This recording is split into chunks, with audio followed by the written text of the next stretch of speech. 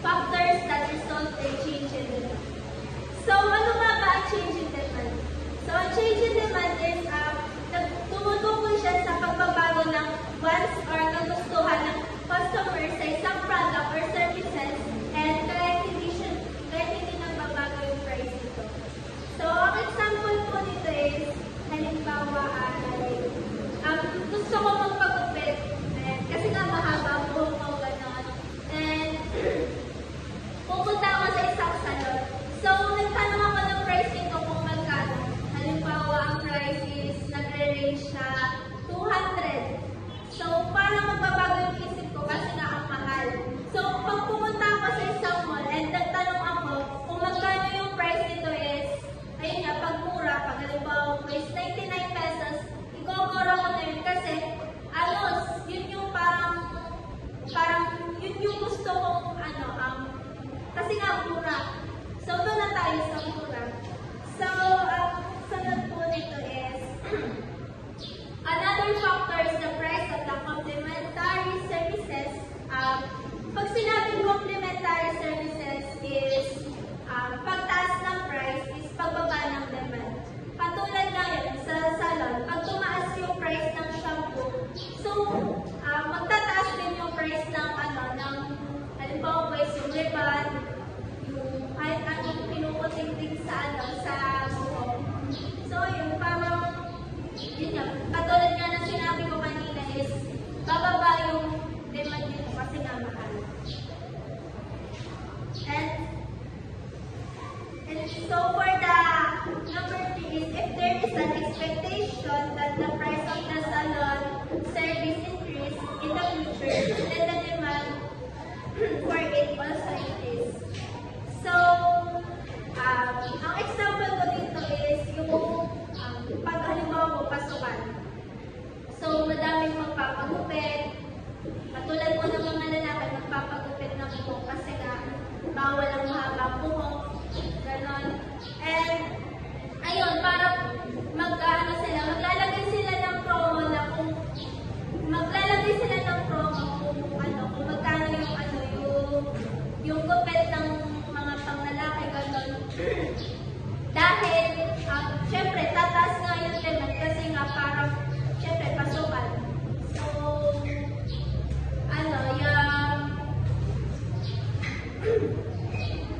ayun, madaming mapunta, ganon.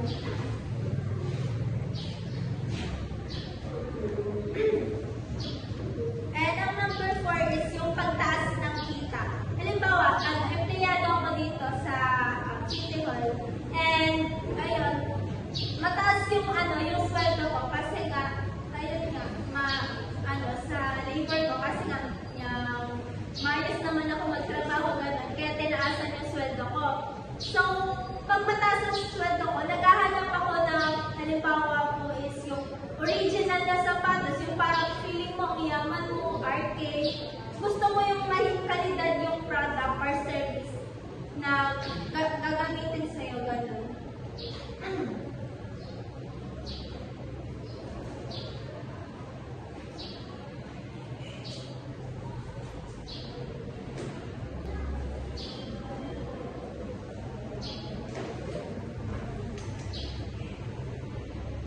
So, factors that affect the demand for a service. Price of substitute service. So, kung may ibang service po na naman parehong gamit pero mas mura, maaaring mapa po ang demand sa original na service po nito. Then, for example po na lang po is kung may dalawang internet providers po na sa isang lugar po at bumaba po ang presyo ng isang provider, mas maraming tao naman po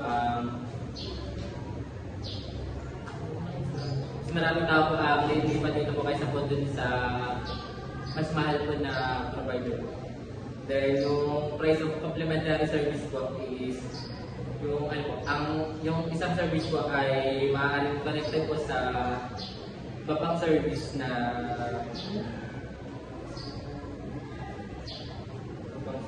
kapag tumaas po ang presyo ng isang service po na kailangan kasama ng isa pa,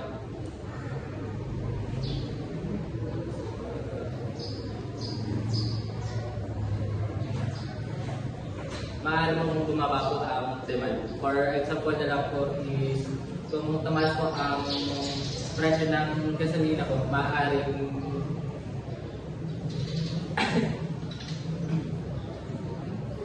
bumaba po ang demand para po sa taxi service dahil mas pipiliin po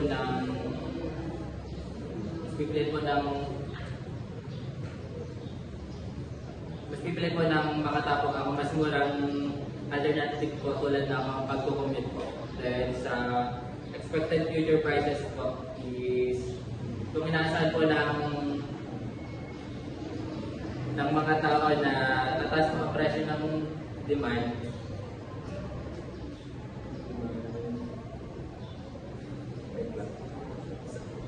maaari po tumaas ang demand ngayon po. Kung inaasahan po namang bababa, maaari po bumaba po naman ang demand ngayon po.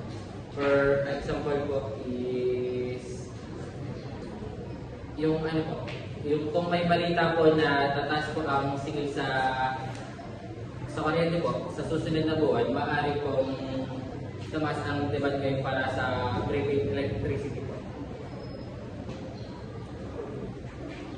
Next naman po it lies income or wealth.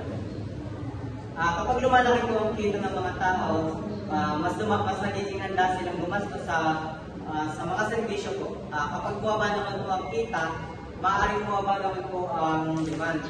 Halimbawa na lang po nito ay kung tumas po ang sweldo ng mga empleyado halimbawa po dito sa city, maaaring tumas po ang demand para sa mga spa o massage services po. Sunod naman po ay population growth. Mas maraming tao ang mas mataas ang demand para sa iba't ibang serbisyo. Halimbawa na lamang po dito ay kapag dumami ang mga estudyante sa isang lungsod, tataas ang demand para sa dormitories at tutorial services. Increase in the size of the market. Ang merkado ay lumalaki hindi lang dahil sa dami ng tao, kundi dahil sa bagong mga segment na kliyente. Halimbawa, kung ang isang lungsod ay nagiging tourist destination, tataas ang demand para sa hotel at tour services. Change in the taste and preference of the consumers. Kapag nagbago ang interes o kagustuhan ng mga tao, nagbabago rin ang demand sa mga serbisyo. Halimbawa, kung mas nagiging health conscious ang mga tao, tataas ang demand para sa gym. Tataas ang demand para sa gym membership at healthy meal deliveries.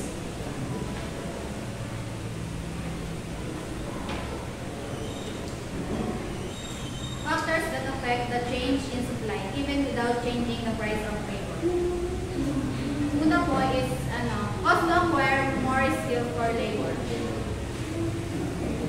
Kung mas mura po or abot kaya ang pagkuha ng mga bagong kasanayan o new skills para sa mga manggagawa, mas handa silang magtrabaho dahil po dito, mas tumataas ang supply ng mga manggagawa.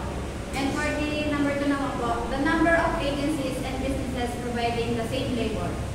Kung maraming agencies na pagtatrabahuan, kumbaga po, maraming mahihikayat nito na mas maraming manggagawa na sumali sa market ng paggawa at para tumaas na ang supply ng mga workers. And sa number 3 naman po, expected future increase or decrease in wage. Kaya po marami ang gusto magtrabaho ngayon ay dahil po ina-expect po nila na malaki ang kanilang magiging sahod. And for the technology naman po, sa pamamagitan po ng technology, mas mapapadali po ang pagtatrabaho ng mga workers. And for the taxes naman po, financial support na binibigay ng government para maraming tao ang ma-encourage na magtrabaho dito.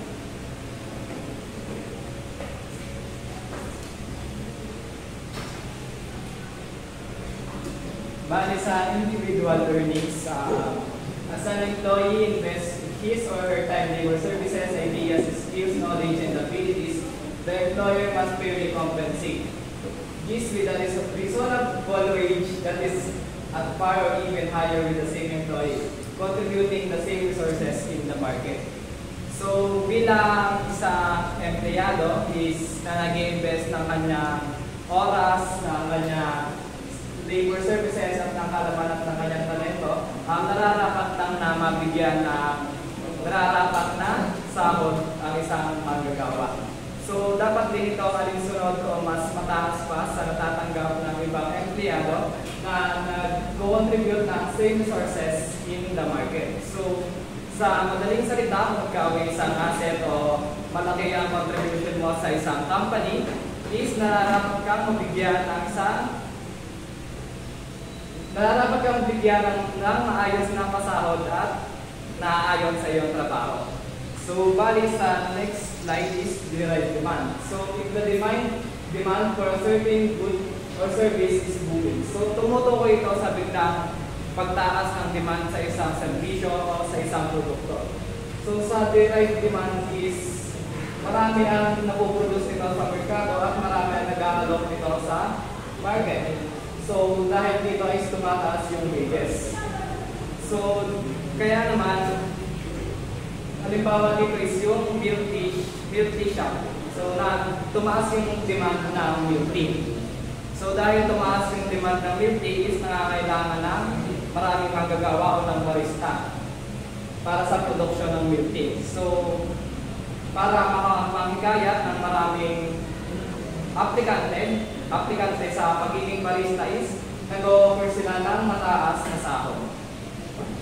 So, sa social work is considered very important job for poverty, alleviation, and protection of human dignity.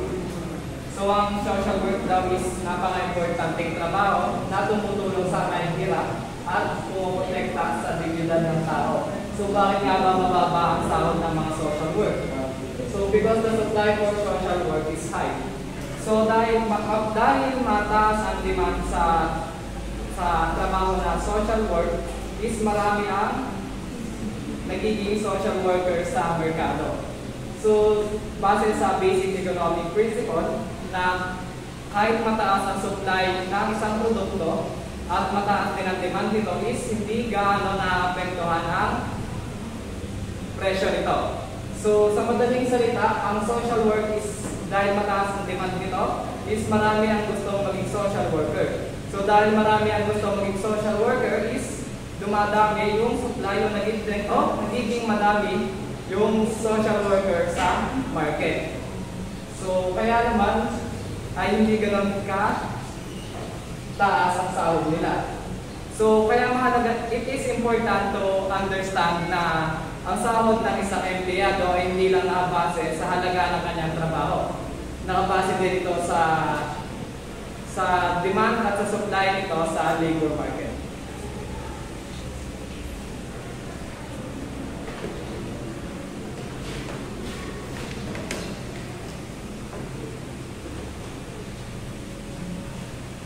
So, efficiency wages.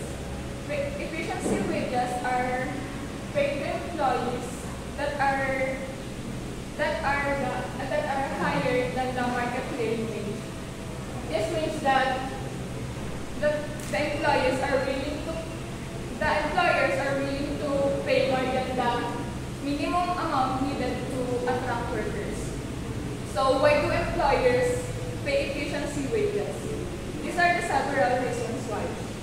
To reduce employee turnover. Higher wages can make employees less likely to quit their jobs, which can save company money on hiring and train new workers. So second is to increase productivity.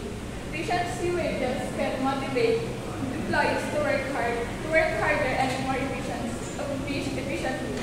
Dahil dito is nagkakaroon ng mas maayos or magandang incentives yung mga employees. Tapos dito is nakikip nila or napapahalagahan nila yung meron ng trabaho sila and to avoid being replaced. Third attract and retain skill. Sa industry or other companies, parang mas pinipili po nila na mas pumili ng mas skilled na employees kesa sa mga unskilled employees. Dahil po dito is companies may need to pay higher wages to attract and to keep these valuable employees.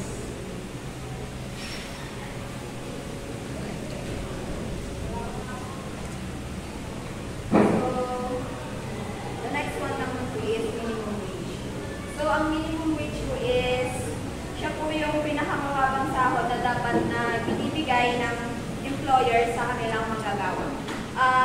Ibig sabihin po nito, pwede kung bumaba rito ang sahod na matatanggap ng empleyado. Halimbawa po ng pagkakaiba ng minimum wages sa iba't ibang lugar, katulad po sa Metro Manila or NCR.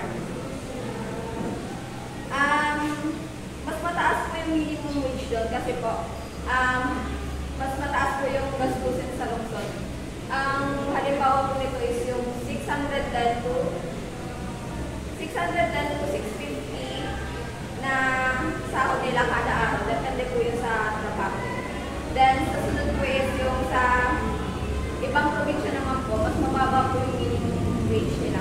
Kasi po, mas mababa po yung gastusin at mas mababa din po yung ng pamumuhay nila sa lugar na yun. And ang halimbawa po nito is yung sahod po nila is pumapatak lang po ng 350 to 450 kada araw.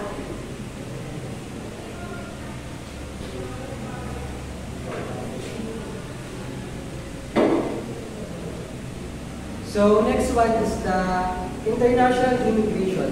Immigration occurs when people move between countries and become part of the labor market of that country. So ang immigration ay kapag lumilipat mga tao sa ibang bansa upang manirahan at magtrabaho doon. So these are the main economic benefits of immigration are the following. Number one is increases the national output or the GDP. So ito naman is, it means na nakakatulong ito sa paglago ng ekonomiya ng bansa dahil dumadami ang production at servisyo or the gross domestic product. And next one is the enhances specialization, especially highly skilled immigrants. So ito naman is yung nagdadala ito ng mga skilled na workers na may mga special na kakayahan sa mga iba't ibang trabaho sa ibang bansa. And last one is provides net economic benefit to the country. So ito naman is mas marami yung benepisyo ang na bibigay dito sa ekonomiya kaysa sa mga gastusin.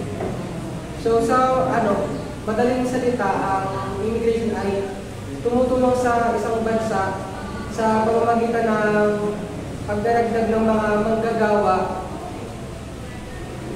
at pagde-develop ng mga skills ng mga iba't ibang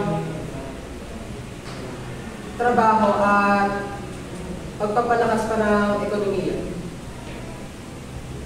And the two main arguments in the economic impact of immigration. It increases demand because of the population increase, but low-skilled workers tend to add to the poor and worsen inequality in the market. And number two is the highly skilled immigrants contribute to a large employment surplus as they innovate and become entrepreneurs, adding to the factors of production in the country.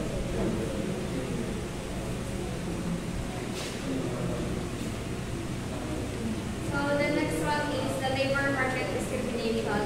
Discrimination happens favoring some group of individuals according to gender, age, ethnicity, nationality, and disability. In evaluating wage discrimination in the labor market, we must clearly identify first who among the workers are favored and who are discriminated.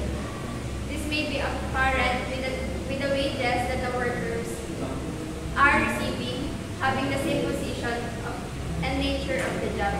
So, discrimination in the labor market means that some people are treated unfairly based on the things like their gender, age, ethnicity, nationality, or disability. So, magbibigay ako ng isang example since nakaranas ako ng discrimination nung ako is nagtatrabaho pa nung time ng pandemic. So, pumasok ako nun sa isang kantin sa Bulusan na ang age ko nun is 18 years old and ang kasama ko nun is 25 years old. Ang pagdating sa sahod, natatanggap na kasama ko is yung normal na sahod, which is yung 300 to 350 pesos a day. Then, ang natatanggap ko naman na sahod is 150 a day. Ang sabi ng amo namin is, kaya daw ganun yung aking sahod na natatanggap is, doon daw ako nakatira sa kanila at yun, doon ko kinukuhanan ng pagkain. Kaya ganun daw. Hindi naman ako naniniwala doon since parang ang dating kasi sa akin, kaya naging ganun yung sahod ko is dahil mas mababa yung, or mas bata ako doon sa katrabaho ko. Kahit na ang trabaho na ginagawa ko is mas lampas na trabaho na ginagawa niya dahil umuwi siya ng 5 p.m. ng hapon. Then ako is umaabot pa ako ng 7 to 8 p.m. ng gabi since kasabay ko nga yung amo namin. So, in short, ang labor market discrimination is yung mga taong nakaka-experience ng unfair na sahod dahil sila ay naiiba dun sa taong kasama nila sa kanilang trabaho. The next one is Human Development Index or the HDI. Development Index indicates that the average well-being of people in a country in a given period of time. It is a composite index combining life expectancy at birth, means years of schooling, expected years of schooling, gross national income, per capita, and net income using a geometric mean.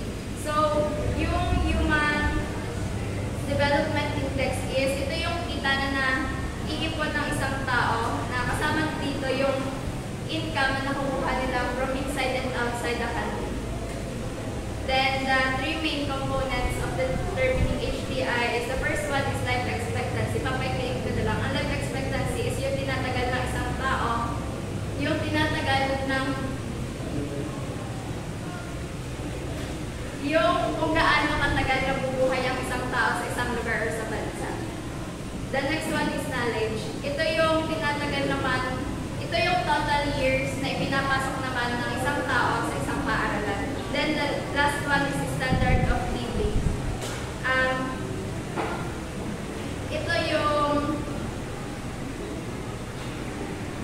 Ito yung kita na naiipon ng isang tao kasama dito yung income na galing sa inside and outside the country.